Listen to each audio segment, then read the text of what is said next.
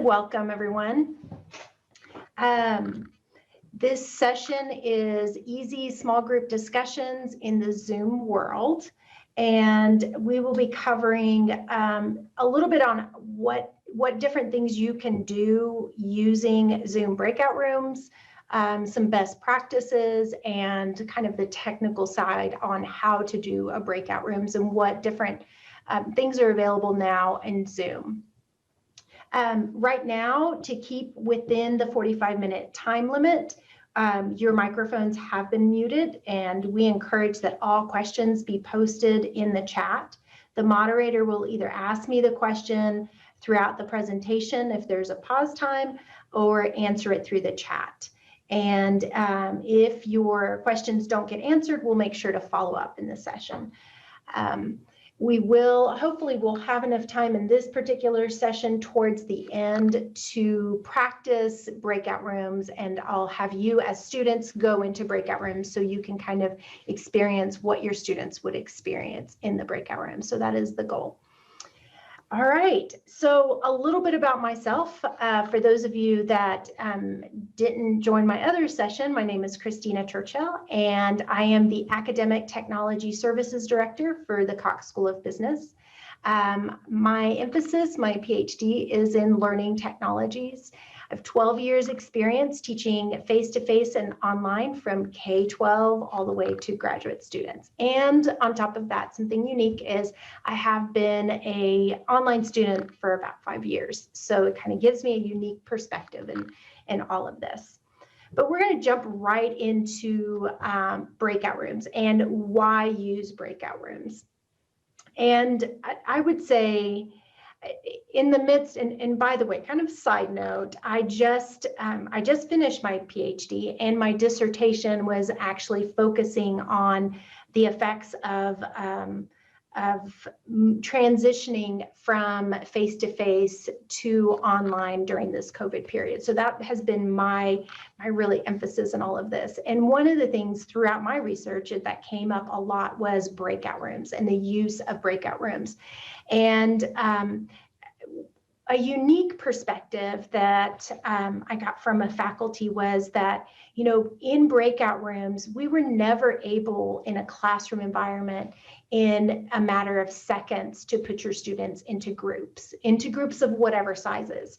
And we had to, I mean, just think about it. If you were in a classroom of, let's say 20 students, 20 or 30 students, and you decide, okay, we're going to have group discussions, we're going to break out in groups. That would take you 5 to 10 minutes before you regrouped everybody. And now with the capability of breakout rooms, you're able to quickly in seconds move into breakout rooms back and forth as many times as you want. So that gives you the ability of creating an engaging environment where all of a sudden a class that may have been a large class can have that small classroom feel, because they're able to really interact with the content, interact with material and questions that you have. So that is the reason why is just you're able to create this small feel environment where everybody can participate. But with that, there are some things, and let me give you some examples or tips on how to do these breakout rooms. First, and you'll hear me over and over, you need to set expectations. What you don't want to do is say, okay, everybody in breakout rooms, and the students really don't have an expectation of what you want accomplished in these breakout rooms. Make sure you're assigning a task for them to do, to accomplish and to complete. Possibly assign roles. So you may, now I'm not saying assign each individual, but maybe you say, okay, well, you're going to be in breakout rooms, and I want one of you guys to report back during the general session a specific thing, and I need another person to be the note taker, and then you guys brainstorm or whatever it may be. So establish those things and give your students guidelines, just like you would in the classroom if you were going to split them up into groups. Also consider the composition of students. So if they know each other, if they're, let's say they're a cohort and they're taking a lot of similar classes together, I think it's okay to mix up the breakout rooms. But if it's in a large class and not necessarily all the students know each other, you may want to consider keeping that breakout room the same, at least for that class time. So they don't spend the first few minutes, even 5 minutes, just trying to get comfortable with each other. So kind of consider that in the composition of your class. Again, consider reporting the results in the general session. So instead of just saying, okay, go and talk about this, consider saying, okay, go and talk about this. These are your points that I want you to cover, but then I want you to come back and we're going to discuss this in the general session. So if you just throw it out there as, oh, go and chat, and there's nothing that ties it back into the general session, there could be a disconnect there. The other thing is consider monitoring the rooms. You have the ability, and I'll explain how, to jump from room to room. So just like what you would do in a classroom where you have the classroom divided into groups and you would kind of float between groups to kind of observe what is going on, you could do the same thing by joining the different rooms. So just kind of consider that. These are some tips to consider. Some ideas besides small group discussions. Well, first, if you are doing small group discussions, make sure they're guided. Let them know what they should be discussing rather than just kind of leaving it very open-ended. You can also use breakout rooms for brainstorming. So instead of doing a brainstorming session with 30 people in your class and only 5 of them are going to speak up, do it in a smaller setting and have them brainstorm and then again report back. Another thing that I found that was kind of interesting idea was peer editing. And peer editing could be either of content, maybe a PowerPoint, maybe the students can practice doing a presentation in a small group setting rather than all of a sudden in front of the class. So then they can fine tune and improve. And also you can use breakout rooms for debates, have them pose, deliver the material, the ideas that you need, and then go back and have them debate the topic that you want them to debate. So those are kind of some ideas of what you could do with the breakout rooms. Remember, it's just by doing a breakout room, it just divides up your room into a smaller setting, so it can be a lot more intimate. So I'm going to talk a little bit on the technical side, on the types of breakout rooms. And one of the things that's important is Zoom has updated some breakout room features. So what you need to make sure is that your students and yourself have the latest Zoom app. Now, normally when you connect to a Zoom meeting, it'll ask you if you're due for an upgrade, it'll say, hey, do you want to update? But most of us just ignore it and move on to the meeting. So what you can do is just search for Zoom update app and go to the Zoom website and update it. And have your students do the same. If they're not updated, there's going to be features or things that are not going to work for that particular student until they do. So just kind of keep that in mind. So there's kind of 4 different methods of using breakout rooms. The pre-assigned, and I had many faculty use the pre-assigned in the past. What the pre-assigned breakout room entails is that you have to have your students register, and then you have to upload an Excel file with the definition of who's in what room. At this point, because of upgrades, I don't encourage doing the pre-assigned, and I'll give you alternatives. There's better methods now that Zoom has provided to do this method of assigning it to a specific room. Okay, so although it is there, we're not going to cover the details on it because I'm kind of, at this point, kind of discouraging it. There is assign automatically. So when I open up the breakout room, I can tell Zoom, okay, automatically put everybody in different groups. And that's simple and easy. There's also assign manually. And assign manually would mean that I, as the faculty or the host, have to go in and pick and choose who would go in that room. Well, Obviously, that's not very efficient if you're trying to run the class at the same time. So I don't recommend the assign manually. But the other one, besides assign automatically, the other one that I do recommend is the participants choose. And what that does is you set up the room. So you set up however many rooms you want. You can name them whatever you want. And then the participant will have a drop-down menu. When you open the room, they'll have a drop-down menu to pick which room to go to. Now, let me give you some applications on that. So, for example, if my class works on a project, they're always working on the project, they're always the same student in that group. They have to be. That's when you want to use participants choose, because you can name the rooms, maybe the title of the different groups that they have, and then they go in and select the correct group. So it kind of moves, it shifts the responsibility of choosing the group to the students. You just create the room. But I'm going to show you how to do this. I wanted to give you a bird's eye view of the different rooms. So first of all, to start a breakout room, down in your panel, you'll have an option that says breakout rooms. Now, if you look right now, you won't see it because only the host, and I believe the co-host, can see the option of breakout rooms, okay? So you have to be the owner of the meeting in order to do that. One common problem is if you did not sign into your Zoom and you just joined your meeting and you didn't sign in, it doesn't think you're the host. So keep in mind, you have to sign into Zoom and go into the breakout. And that way the system knows, or Zoom knows, that you are the host, okay? So you'll see this option. Now, sometimes this is hidden. If you are the host and you still don't see it, if you click on more, you will see the option breakout rooms. Christine, I'm sorry to interrupt, but I've gotten a few people in the chat who are not able to hear you very well, and I don't really want to proceed until we... Yes, and sometimes, remember, I have, let me check real quick. Is that better? Can you hear me better? Yes, yes. Yes, it's this crazy microphone on this webcam. Sorry about that. And then after you do this demo, I do have some questions that we can pick up after. Thank you. Okay, all right.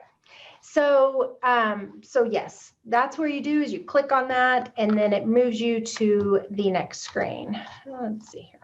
All right. So when you go, after you click on that breakout room, it'll show you this menu that pops up and you have three options. Assign automatically, which we discussed what that meant. It's going to automatically put everybody in groups. Assign manually, which is you don't want to do, I promise. And then let participants choose room. So those are your options. So at this point, you select, okay, how many breakout rooms do I want? I just click the up arrow or the down arrow, and then I select create. So I'm going to give you an example if I selected assign automatically, and then I click create. So the next option that comes up is this screen. Now, because in this particular screenshot that I took, I said, okay, create 2 rooms. I see only 2 rooms. And I also said, put them in there automatically. So here I have 2 students. I have Tommy's student and Sally's student, and it put them in 2 different rooms. Now here I have some options. At this point, it hasn't put anybody in a room, right? I just brought up this menu, okay? I can move students. So you see this option here, move to. I can select that and move them to a different room. Let's say they selected the wrong room, or I don't want them together, whatever. I can exchange the student. I can also, if I click on this little pencil, I can rename it to be room 1 or 2, you know, to a different name if I don't want it to be called room 1 or 2. Now, that was an example if I selected assign automatically. If I say assign manually, what happens is it just creates the rooms. So here I have room 1 and 2, but I have to click on the button assign. And when I do, it gives me the option of all the students. So at this point, I can checkbox which room I want them to go to. Now, again, this option is assign, if I selected assign manually, okay? Now, the last option, and this is the newest option that Zoom has had, is let participants choose room. Now, an example of this is if you want them to choose the topic or choose, they're working on a group together and they have to be in a particular room. So from here, what I can do now, keep in mind, I can click on breakout rooms and still be talking to you and be talking to your students. It hasn't done anything to the students. So let's say that I decide, okay, everybody take a couple minutes break, or maybe I'm talking about a different topic and I click on breakout rooms, and now I can create my 2 rooms and rename them, whatever the, excuse me, whatever the team name, let's say. And then at that point, when I'm ready, what I'll do is I'll click on open all rooms. So just remember, when I click on breakout rooms and it opens it up, it hasn't done anything at this point, okay? So here it was an example. I clicked rename, and so now you can see that it's renamed. I renamed it to the stars and the moon. Those are my 2 groups that they will have to choose as far as being able to go in and pick from the list. There are also a couple settings that I want to point out. So down here at the bottom, there's a little gear. When I click on that gear, I just want you to know it's there. It's not really critical.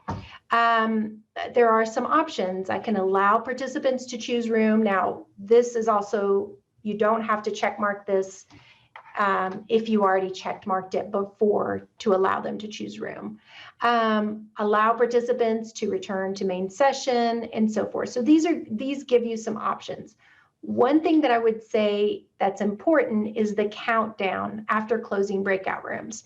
So when I close the breakout rooms and I want everybody to come back to the general session, it will give them a countdown of 60 seconds. I can change this if I want to. If I don't want to give them that much time, I can say, well, no, 30 seconds is fine. Or maybe I want them to have more time. So just know that you have that as an option, and it's not immediate. So when you close the breakout rooms, expect some delay before people are back in the general session. So once I decided, what type of room, assign automatically or let the participants or do it manually, and I've cleaned this up as far as I want the names of the breakout rooms. Now I'm going to open the rooms. So until I click that open rooms, it hasn't done anything to the student. Okay, you click on open the rooms, and then it puts them into the breakout rooms. From here, I do want to talk a little bit about these other buttons. Obviously, if I messed up and I really meant to have 3 rooms instead of 2 rooms, I can just click that button down there that says add a room, and it will automatically add that room, okay?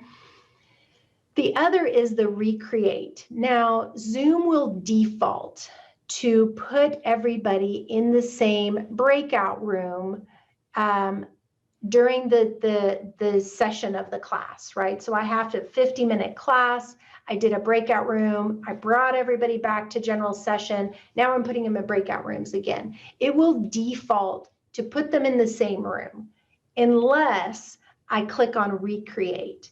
If I click on recreate, it will mix everybody up again if I had selected automatically put them in there.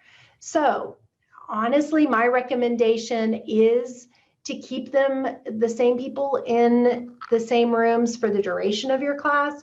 But if you're doing specific activities or whatever that you do want to mix them up, you need to remember to click that button of recreate, and that will put them in a different room.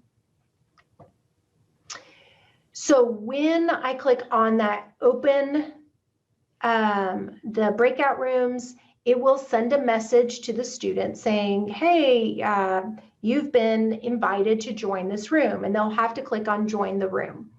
But now you also have the ability to join the room itself. Now, this image here only has one room. If I had 6 rooms, it would list 6 rooms in there. And what I can do is I can click on that join button that you see, and it will put me into that room, okay? So it'll put me into that room, and then I can leave that room and go into another room. Okay, so again, when we talked about monitoring and just like mimicking what you would do if you were walking around the classroom, this is what it would be, the equivalent in a breakout room. You also have the option to broadcast a message to all. Now, if you're in the general session and you send a text or a chat, it will not send it to all the students, okay? You need to keep that in mind. The chatting function is still available, but it's only within the chat of that breakout room, okay? But if you need to broadcast a message to everyone, then what you do is you click on broadcast message to all and type your message that, you know, wrap up, you have 2 more minutes, or don't forget to discuss this, or whatever it may be. In the future, at this time, it's not possible, but I know in the future roadmap for Zoom, they said that they will have the ability to share files into the breakout rooms. At this point, you do not have that ability. So if you want them to have specific files, my recommendation would be post it on Canvas, or give it to them before doing the breakout rooms through the chat function. So just kind of keep that in mind. When you're done, all you do is you click on close all rooms, and depending on the setting that you had, remember when we brought up the gear, depending on that setting is how long it will take for everybody to come back into the general session. This is a sample when, and hopefully, yeah, we have some time, good. This is a sample of the message that your students will get. The host is inviting you to join the breakout room. And so that they'll have to click on join in order to go into it. So if someone walked off, you know, and you put them in a breakout room and they didn't click on join, it's not going to put them in that room. So a couple things on capabilities. So once you're in the breakout room, your students have the capability to use the whiteboard, to annotate, and to share their screen, and obviously to do video and audio, okay? So keep that in mind, just as if they were in the classroom and they had the ability to share their screen, they can do that as well within the breakout room. Now, I do want to touch on this, and I covered this in my last session, a little bit on Zoom fatigue, okay? Build in breaks to allow students to stretch from the screen. What you don't want to do, and this happens very often, is let's say you lecture for 15 minutes and now you're going to do a breakout room. And or let's say you lectured for 30 minutes and now you do a breakout room. And but the problem is your students need a break. They need a second. Maybe they need to go to the bathroom real quick or whatever it may be. What you don't want to do is trigger those at the same time, because what will happen is your students will take the breakout room session as a break. And we don't want that. We want them engaging with each other. So be mindful on when you're doing your breakout rooms. Don't do a long drawn out session and be like, okay, now we're going to do breakout rooms, but everybody needs a break. So kind of keep that in mind, incorporate the breaks. Maybe do, you know, especially for if you're doing graduate programs and you have your 3-hour lessons, maybe do the break right before you go into the breakout rooms, or, you know, just, you don't want that to be an excuse for them to, okay, it's breakout rooms, I'm going, and it's just not going to be as productive. Encourage your students and yourself to limit background distractions. Use plain backgrounds and so forth. And recommend that students don't multitask. Just like if they were in their classroom, give them set things that they have to do so they're not tempted to take this breakout room session as a break. Okay, now I can check my email. Now I can check my Facebook stat, or I guess I don't do Facebook, but my Snapchat or whatever else. But keep that in mind. And this, again, a little plug on explore using asynchronous material if you have a lot of content, especially heavy content that you need to deliver, just to minimize and use that Zoom time, a time for connection for you with your students, and a time for them to connect with each other and the material you're presenting. Okay, so this isn't my end. I'm gonna stop a second, but we have about 15 minutes. And what I'd like to do is first open it up for my moderator to do the questions, if any questions came in.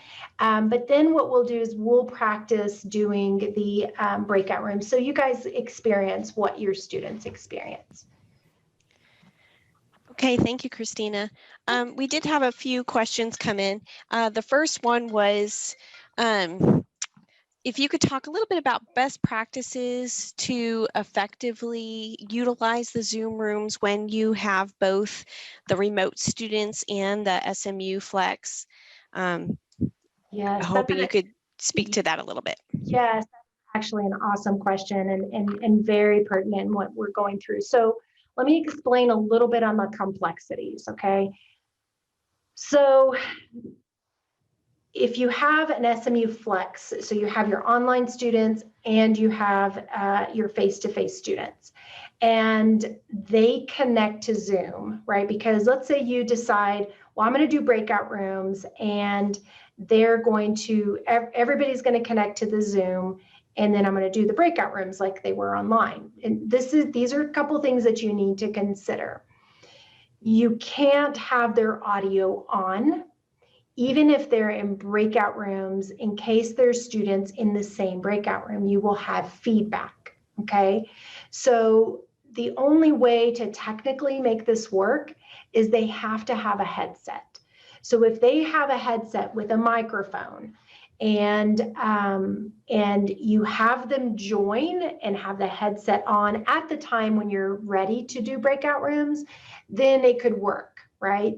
But if you have them in a session and you have them join and they don't connect the audio that way, you will have feedback in your classroom. So that's one way.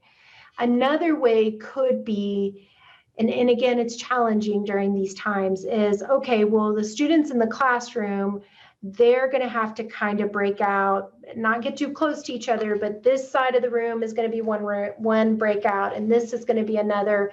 And then you activate your online students in their own breakout rooms, right? So the face-to-face students wouldn't join the Zoom, but would do their breakouts like they traditionally in a face-to-face classroom would. So really, those are your two options: is connect, but have them have a headset with a microphone, or limit this in-person to in-person, quote unquote, breakout rooms, and then activate the breakout rooms for your online students. Great, thank you.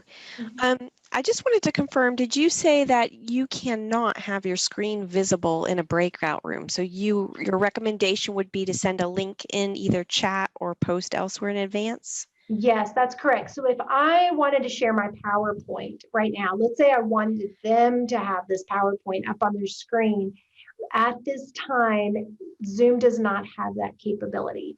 So when you put them into the breakout rooms, even though I'm in the general session and I'm showing my PowerPoint, they cannot see my PowerPoint. So if you have, let's say that you created a PowerPoint with a few questions that you want them to make sure to read, what you'll have to do is either share it in Canvas or share it in a file that you sent them through the text or through the chat. But at this time, there's not the ability for the host to push content to the different breakout rooms. That's correct. Okay, and would you even recommend a breakout room for, let's say, a 50-minute class?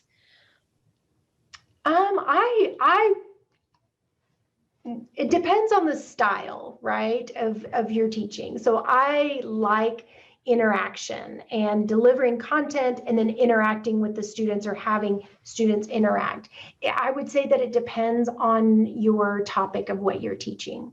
So if it's highly technical and you have to deliver like very technical things that they have to do, maybe that would be harder. But maybe if it's a more of a discussion-based kind of class, and you deliver maybe your material the first 20 minutes and then the second part, yeah, I would say absolutely, because you could very quickly go into a breakout room and bring them back, in a matter of seconds. So that gives you the ability to do it fast compared to a classroom. So yeah, I would say it depends on your style, but I would encourage it, yes.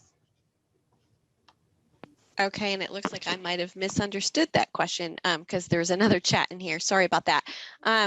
It was more on the lines of recommending breaks for the 50-minute class, which have been shaved to 45 during the pandemic. I know. Yeah, like if it was me, I would feel like I wouldn't have enough time to deliver my content. So I wouldn't do a break. But I think, yeah, I think 45 minutes, I don't know. It's subject to it depends on your students, honestly. I hate saying that. If it was me teaching, I wouldn't take a break. But you would have to gauge your students and see. And also the material you delivered, if it was very heavy or if it was light, like sometimes you just need a screen break.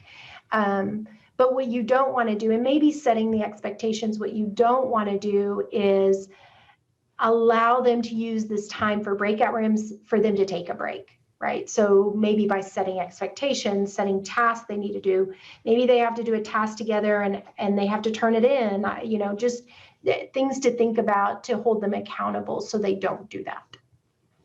Okay, and I'm going to ask you one more, and then I know you want to get to the breakout rooms, but we have someone who has over 100 students per class, and they're wondering what the optimal number of students would be in a breakout room.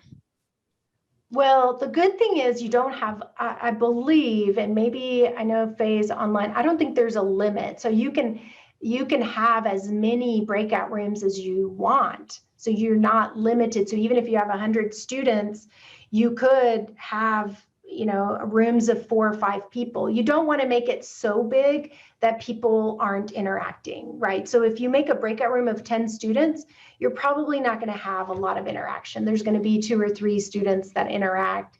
But, I like the number like 5. To me, I feel like 5 is a good number because it's intimate enough, but, it's not overwhelming. And again, even if you have a large class of 100 and they're only in 5, you can jump around so quickly between rooms. So, Faye, do you mind confirming if there's a limit? I don't think there is a limit. The only limit is on pre-assigned breakout rooms. You can only pre-assign 200 people, even though a Zoom meeting lets you have 300 participants. Okay, so it doesn't look like we have. Okay, so what I'd like to do, unless you have any more questions, is if we can unmute our participants. I don't want to end, so I see some of you guys leaving, but I do want to show you what the experience is on the breakout room. So what I'm going to do, I'm going to step you through what I'm doing is I'm going to select breakout rooms. Now at this point, I'm still talking, so you don't know that I selected breakout rooms. And I'm going to select let participants choose room. I'm going to select create, and I will create, oh wait, hold on just a second. I'm going to create 5 breakout rooms. And I'm not going to number them just because of time. So what I'd like for you to do is just see what the students are going to see. I'm going to go ahead and open them, and I'll jump between rooms. And if you guys can discuss in the breakout rooms how you think you could use breakout rooms in your classroom. And if you have used breakout rooms, just discuss some successes.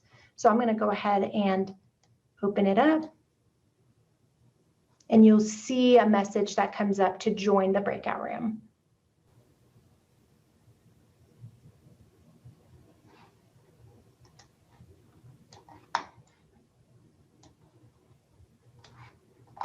And hopefully if you guys can go ahead and select join a room.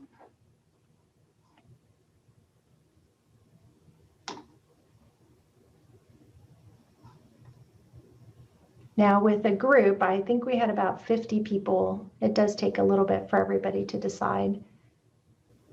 You're not seeing the invite? It may be layered underneath. Oh, the only other thing is if you're having trouble, it could be that you didn't update to the latest Zoom. And that was something. So if you're having trouble, just stay in the main session. I'm going to jump to the other sessions, but the most common, again, we talked about updating your Zoom. If you don't have the ability to select a room, you have an outdated Zoom. But give me 2 minutes. I'm going to go into the different rooms and I will be right back. That weren't able. Can you guys hear me okay? Yes. All right. Tina, I have a quick question. So I noticed, or I didn't notice, the Ask Professor for Help button wasn't there, or I didn't see it. Oh, There used to be, the people in my group were talking about if you could communicate with the professor if they weren't in your session. I think there is. You didn't see it? Maybe I missed it. Yeah, there is a way to ask the host for help. The other thing, something to consider when you're when you were the host, you need to make sure that you don't have students in your general session, right? So we had students in our general session because they didn't have the updated Zoom app, but you'll have to monitor that because sometimes students are just sitting there and they don't know what to do, right? Or maybe they came late and you're between. So just kind of keep that in mind. You can go into the general session at any point in time.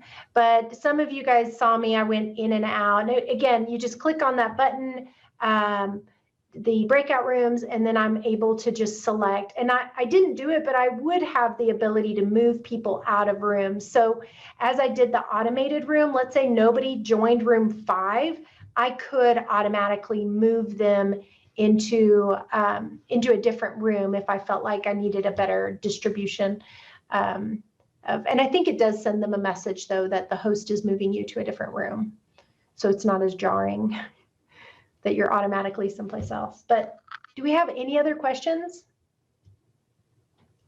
Tina, can you hear me? I can hear you. Yeah. Okay, perfect.